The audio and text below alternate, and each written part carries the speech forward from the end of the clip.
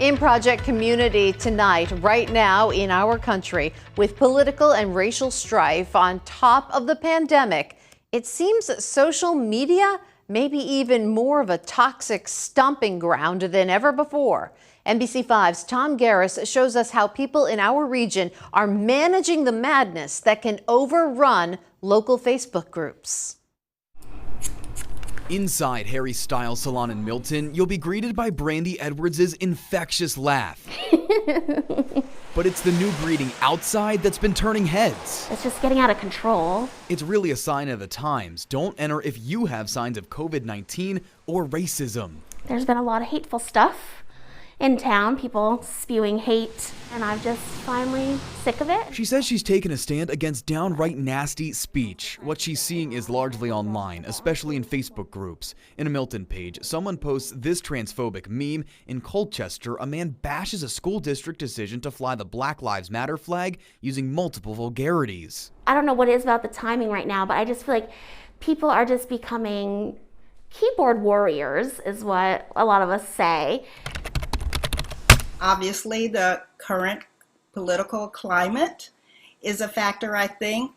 The other is the pandemic. Dr. Roz Whitaker Heck is a communications professor at Champlain College. She says people have always been emboldened online and maybe a little more reserved in expressing offensive views in person.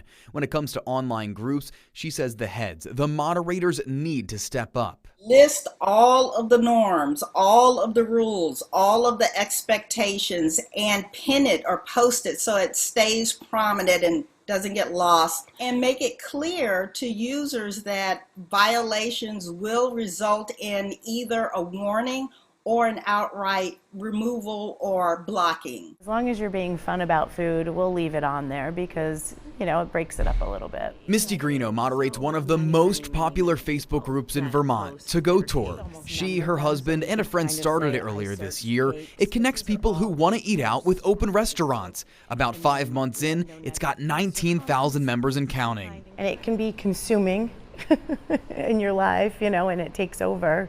That's hard. Greeno says the admins are monitoring posts constantly, removing ones that don't fit the build of the group. She says she hasn't seen too many posts spreading hate, but controversy over moderators taking down a post that called out a restaurant owner for alleged racist, repeated incidents nearly led to the end of the group. Greeno says that post violated community rules. She was attacked and called racist herself. I almost shut the whole thing down because it hurt me so bad. I have a son of color, and I just couldn't believe that people would just make that assumption about me and not even know who I am.